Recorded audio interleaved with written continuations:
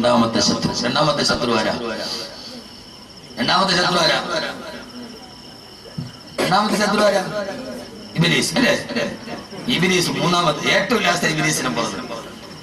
രണ്ടാമത്തെ ശത്രു പേരാണ് കദാലിക ജഅൽനാ ലികുല്ലി നബിയ്യിൻ അദുവ്വൻ ശയാതീനൽ ഇൻസി വൽ ജിന്നി യൂഹി ബഅദുഹും ഇലാ ബഅദിൻ അസ്ഖറുഫൽ ഖൗലി വറൂറാ.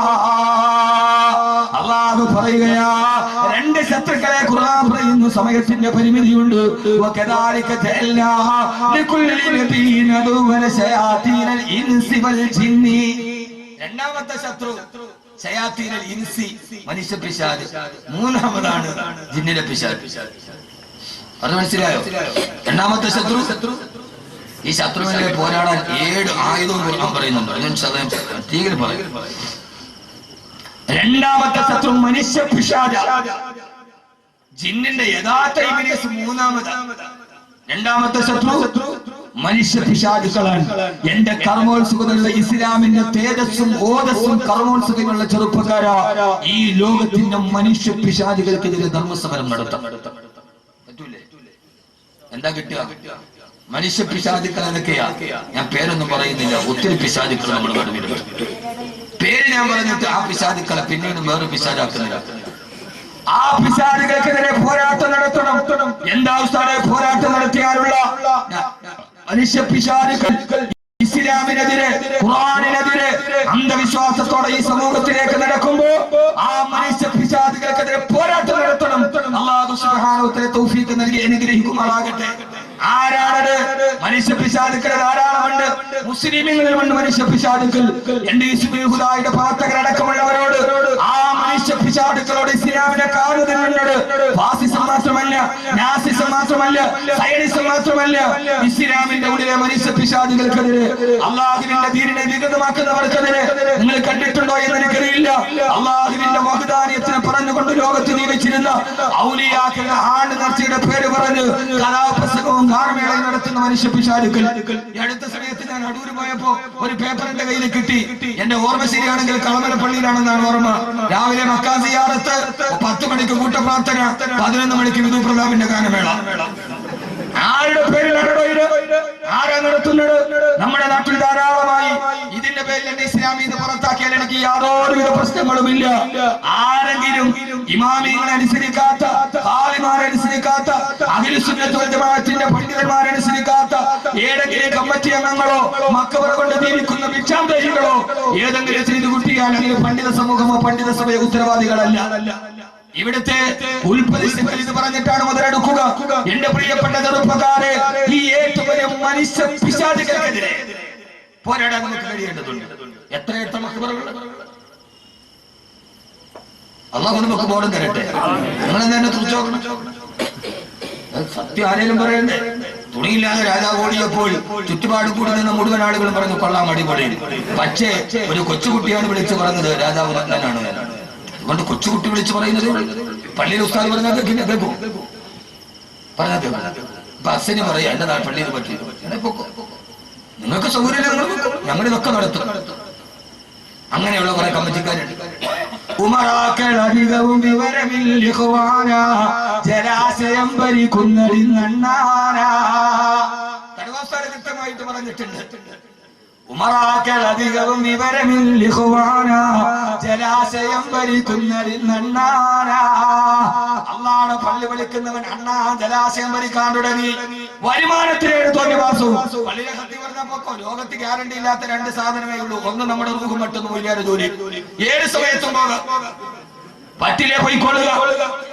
ഖുർആൻ പറഞ്ഞതുപോലെ ഖാലൽ മലഉല്ലദീന ഇസ്തക്ബറൂ മിൻ ഖൗമിഹി ലനുഖരിജന്നക യാ ശുഐബ് വല്ലദീന ആമനൂ മഅക മിൻ ഖറിയത്തിനാ ഔ ലതൗലദുന ഫീ മില്ലത്തിനാ.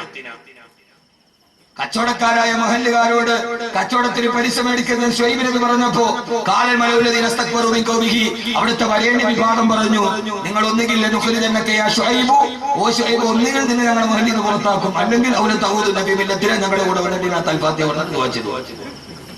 ഖുർആൻ കാലികമാണല്ലോ. ഏതിന്റെയും അർത്ഥം അങ്ങനെ തന്നെയാണല്ലോ. എന്റെ പൊന്നു സഹോദരങ്ങളെ, അള്ളാഹുവിന്റെ റസൂൽ അബൂജഹലാണെങ്കിൽ അബൂജഹൽ തത്തതോടുകൂടി അള്ളാഹു പോരാടാൻ തൗഫീഖ് നൽകട്ടെ. പെട്ടെന്ന് അവസാനിപ്പിക്കുകയാണ്. സമയായോ? പൊന്നുമോനെ, അങ്ങനെ പോരാടിയാൽ കിട്ടുന്ന, നിങ്ങൾ ചോദിക്കും ഉസ്താദേ അതിന്റെ കൂടെ കൂടലല്ലേ നല്ലത്? പെണ്ണെ, അത് കാണാനും ഗാനമേള കാണാനും ഓട്ടവാ. ആരാ ഓട്ടം നടത്തുക? ആ ഓട്ടം നടത്തുന്ന ചെറുപ്പക്കാരാ, നിനക്ക് കിട്ടുന്ന പ്രതിഫലമേടാ. ആ പ്രതിഫലം മനുഷ്യ പിശാചുകളോട് പോരാടിയാൽ സുബ്ഹിൽ സലാം പോലെ കുറെ ചെറുപ്പക്കാരിൽ ഉയർന്നു വരണം. അള്ളാഹു നിലനിർത്തി തരട്ടെ, അള്ളാഹു നിലനിർത്തി തരട്ടെ. എന്റെ പ്രിയപ്പെട്ട സഹോദരങ്ങളെ, യഥാർത്ഥത്തിൽ അങ്ങനെ പോരാടിയാൽ കിട്ടുന്ന പ്രതിഫലം ഞാൻ പറഞ്ഞു തരട്ടെ. നന്നായിട്ട് മരിക്കാൻ പറ്റും, നന്നായിട്ട് മരിക്കാൻ പറ്റും. എങ്ങനെ നന്നായിട്ട് മരിക്കാൻ പറ്റും. ഒരേ കാലഘട്ടത്തിൽ ഒരു മനുഷ്യ പിശാചിനെയും പോരാടിയവരെയും കഥ ഖുർആനിലൂടെ പറഞ്ഞു. രണ്ടോ എത്ര മണിക്ക് എത്തണം? നിങ്ങൾ പറയാം.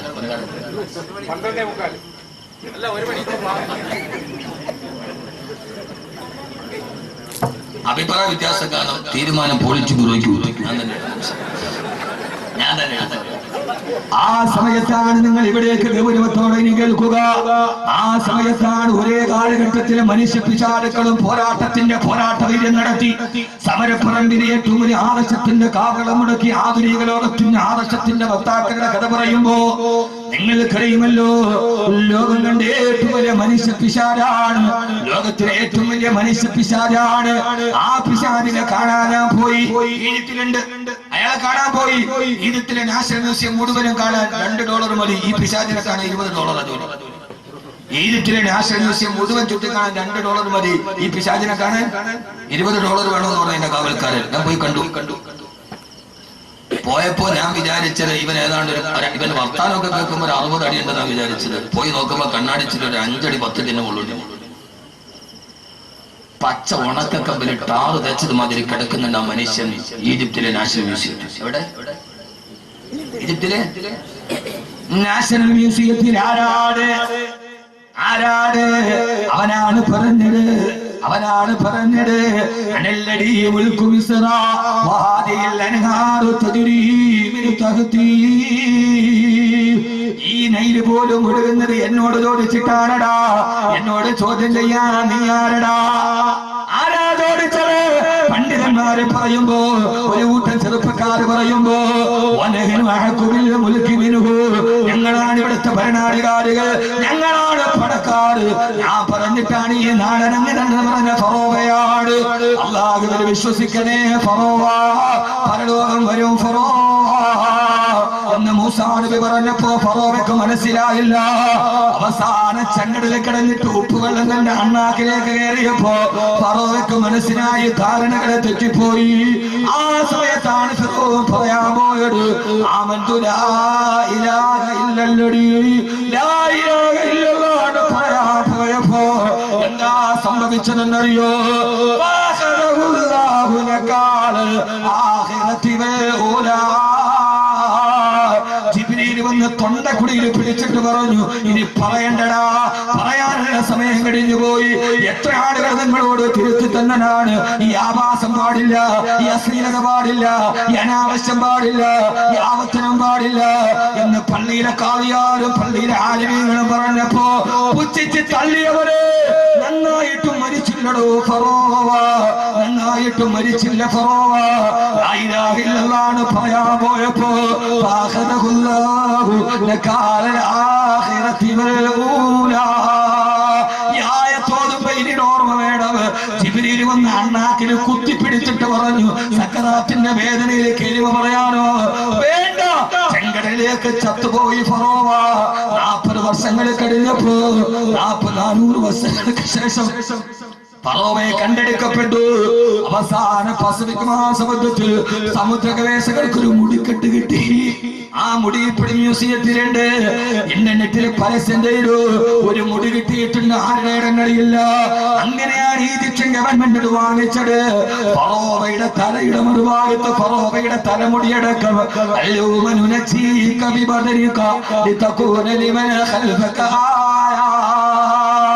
ലോകത്തിന്റെ ധിക്കാരികൾക്ക് പാഠമായി ഫറോവയെ കണ്ണാടി കൂട്ടി കിടക്കുന്നുണ്ട്. വിശുദ്ധ ഖുർആൻ ഫറോവ ചത്തത് ഏറ്റവും ഭീകരമായ മരണമാണ്. എന്നാ ഈ മനുഷ്യ പിശാചിനെതിരെ പടനയിച്ച ആളാണ് ബഹുമാനപ്പെട്ട കലീമുല്ലാഹി മൂസ. കലീമുല്ലാഹി മൂസ. മനസ്സിലാവുന്നുണ്ടോ ഞാൻ പറയുന്ന വിഷയം? മനസ്സിലാവുന്നുണ്ടോ? ഇവിടെ പിശാച്, ഇവിടെ മൂസ. നമ്മൾ ആരാവണം? കാലത്തിന്റെ മൂസ. നമ്മൾ ഫിറൗനാവരുത്. നമ്മളിപ്പോഴും ആരാ? നമ്മള് ഫിറൗൻ. ആരടാ? ഞാൻ ആദ്യം പറഞ്ഞ ആളാരാ? ഫറോവേ. ഇപ്പൊ നമ്മളാരാ? എനിക്കപ്പുറത്തേക്ക് ആരാ? ഉയരാണെങ്കിൽ മുക്കറിയാണെങ്കിൽ ദേവാലയത്തിന് മത്താഫി തവാഫി ഉംറയുടെ വസ്ത്രം ഇട്ടായിരുന്നു, ഇഹ്റാമിന്റെ വസ്ത്രം. രണ്ട് ആചാര്യന്മാർ ഒരു വഴക്കുണ്ടായി. പോയ പള്ളിയിൽ അമീറായ ഉസ്താദ് പറഞ്ഞു, വഴക്കുണ്ടാക്കല്ലേ, ഹറമാണ്, ഉടുത്തിരിക്കുന്ന വസ്ത്രം മതി. എന്തോന്ന് ഹറം? അവിടെ ചെന്നാലും നമുക്കൊന്നും പാടില്ല. ഈ അനാനിയത്ത് പറഞ്ഞാൽ എന്നതിന്റെ അർത്ഥം എന്താ? ആ ഹജ്ജിന് പോയ ആള് അവൻ പള്ളിയിൽ വെള്ളിയാഴ്ച പൊക്കണ ആള്. അവിടത്തെ ഫറോവേ ഫിറൗൻ അബൂജഹലും ചത്തെങ്കിലും ലോകത്ത് പിന്നെയും വരൂലേ? വരുവോ? ആര് പറയണല്ലേ? ഖുർആൻ പറഞ്ഞു, വകദാലിക ജഅൽനാ ലികുല്ലി ഖറിയത്തിൻ അകാബിറ മുജ്രിമീഹാ ലിയംകുറൂ ഫീഹാ. ഖുർആൻ ഫീ കുല്ലി ഖറിയത്തിൻ അകാബിറ, ഓരോ ഗ്രാമത്തിലും ഒരു കിബറുള്ളവനുണ്ടാവും. അവനാണ് അബൂജഹൽ അല്ലെങ്കിൽ ഫിറൗൻ. ഹജ്ജിന് പോയാലും ആവില്ല. ചില ആളുകൾ ഹജ്ജിന് പോയാൽ ഒന്നുകിൽ അയാൾ നന്നാവും, ഇല്ലെങ്കിൽ രണ്ടാമത് കഅബ ഒന്നുകൂടെ കഴിവേണ്ടി വരും. രണ്ടാലൊന്നും നടക്കും. അവിടെ പോയാലും മാറൂല. ഞാൻ അനുഭവസ്ഥനാ. 204 പേരെ കൊണ്ട് ഹജ്ജിന് പോയ അമീറാണ് ഞാൻ. അന്ന് ഞാൻ തീരുമാനിച്ചു, ഇൻഷാ അല്ലാഹ് ഇന്ന് അമീറായിട്ട് പോകില്ല. ഞാൻ എന്റെ അനുഭവത്തിൽ നിന്നാ പറയുന്നത്. നിങ്ങൾ ചോദിച്ചു നോക്കാം, ഹജ്ജിന് പോയ ഒരു അമീറായിട്ട് പോയവരോട് ചോദിച്ചു. പക്ഷെ എന്താ ഹറം ഒരു വിഷയമല്ല. എന്നാ മറുഭാഗത്ത് ഫിർഔൻ പറഞ്ഞു, മരിക്കാൻ നേരത്ത് ലാ ഇലാഹ ഇല്ലല്ലാഹ് പറയാൻ ശ്രമിച്ച ആളാണ് ഫിർഔൻ. വെച്ചോ ലാ ഇലാഹ ഇല്ലല്ലദീ ആമനതു ബിഹി ബനൂ ഇസ്രായീൽ വരെ എത്തിയുള്ളൂ. നിങ്ങൾ വിചാരിച്ചെന്നാ മരിക്കണ സമയത്ത് സക്കറാത്തിന് തൊട്ട് മുമ്പ് ലാ ഇലാഹ ഇല്ലല്ലാഹ് പറഞ്ഞിട്ട് തൗബ ചെയ്യാൻ നടക്കൂലൂട്ടി. ഖുർആൻ ആളുകൾ വേണമെന്ന പെണ്ണുങ്ങളോട് ഹജ്ജിന് പോവില്ല, 50 വയസ്സ് കഴിഞ്ഞേ പോകുള്ളൂ. എന്തേ കാര്യം? തിരിച്ചു വന്നാൽ പിന്നെ ഹജ്ജ് ഉമ്മാന്ന് വിളിക്കും. വയസ്സ് കൂടുതലായിട്ട് 60 കഴിഞ്ഞിട്ട് പോകാന്ന് വിചാരിച്ചിരിക്കുക. നന്നാവൂല പെണ്ണെ, നന്നാവൂല. ജീവിതത്തിൽ ലാ ഇലാഹ ഇല്ലല്ലാഹ് പറയാത്തവൻ മരിക്കുന്ന സമയത്ത് പറയാന്ന് വിചാരിച്ച നടക്കൂല. ഖുർആൻ വിഷയം വളരെ വിശാലാണ്. ഖുർആനിലേക്ക് ഇറങ്ങിയ ഒരു രസമാണ് പറയുന്നത്. എന്റെ ഏറ്റവും വലിയ ഇഷ്ടപ്പെട്ട വിഷയം ഖുർആനാണ്. ഞാനൊരു ഖുർആന്റെ പ്രചാരകനാണ്. എനിക്ക് എന്റെ ജീവിതത്തിൽ ഒറ്റ ലക്ഷ്യമേയുള്ളൂ, ഈ ഖുർആൻ ലോകത്തിന്റെ മുമ്പിൽ എത്തിക്കണം. അതിന്റെ ഇടയിൽ ഇടത്തോ വലത്തോ കേൾക്കുന്ന അവസരങ്ങൾക്ക് ഞാൻ ചെവി കൊടുക്കാറില്ല. അതിന്റെ ഇടയിൽ ആ ലക്ഷ്യത്തിലേക്കുള്ള പോക്കിന്റെ ഇടയിൽ ഇടത്തുനിന്നും വലത്തുനിന്നും കേൾക്കുന്ന അവശബ്ദങ്ങൾക്ക് ഞാൻ ചെവി കൊടുക്കാറില്ല. ചാലിയത്തെ അഹമ്മദ് കോയ ശാരിയാത്തയുടെ ലൈബ്രറിയുടെ മുകളിൽ ഒരു വലിയ ക്ലോക്ക് ഉണ്ട്. അതിന്റെ താഴെ ഇംഗ്ലീഷ് കവിയായ റോബർട്ട് ഫ്രോസ്റ്റിന്റെ ഒരു കവിത എഴുതി വെച്ചിട്ടുണ്ട്. ജവഹർലാൽ നെഹ്റുവിന്റെ മേശപ്പുറത്തൂടെ കവിത ഉണ്ടായിരുന്നു. അനക്കമറ്റു നിദ്രയിൽ ലയിപ്പതിന് മുമ്പതായി എനിക്കതീവ ദൂരമുണ്ട് വിശ്രമം നടക്കുക. എന്നെ 3 വെള്ളത്തുണിയിൽ പൊതിഞ്ഞ് എന്റെ വീടിന്റെ മുറ്റത്ത് വെക്കുന്നതിന് മുമ്പ് എനിക്ക് നടന്നു നിൽക്കാൻ കുറെ പാതകളുണ്ട്. ഞാൻ ആ പാതയിലോട്ടുള്ള നടത്തത്തിലാണ്. ഞാൻ ലക്ഷ്യം വളരെ ദൂരെയാണ്. ദൂരെയുള്ള ലക്ഷ്യത്തിലേക്ക് നടക്കുമ്പോൾ ഇടതുഭാഗത്തോ ഇപ്പുറത്തോ ഇരുന്ന് അപശബ്ദം കേട്ടാൽ കുരച്ച നായോടും കടിച്ച പൂച്ചയോടും വർത്താനം പറഞ്ഞാൽ നമുക്ക് ലക്ഷ്യത്തിലെത്താൻ കഴിയില്ല. അതുകൊണ്ട് ഞാൻ മറുപടി പറയാറില്ല. ആ മറുപടി പറയാൻ നമുക്ക് സമയം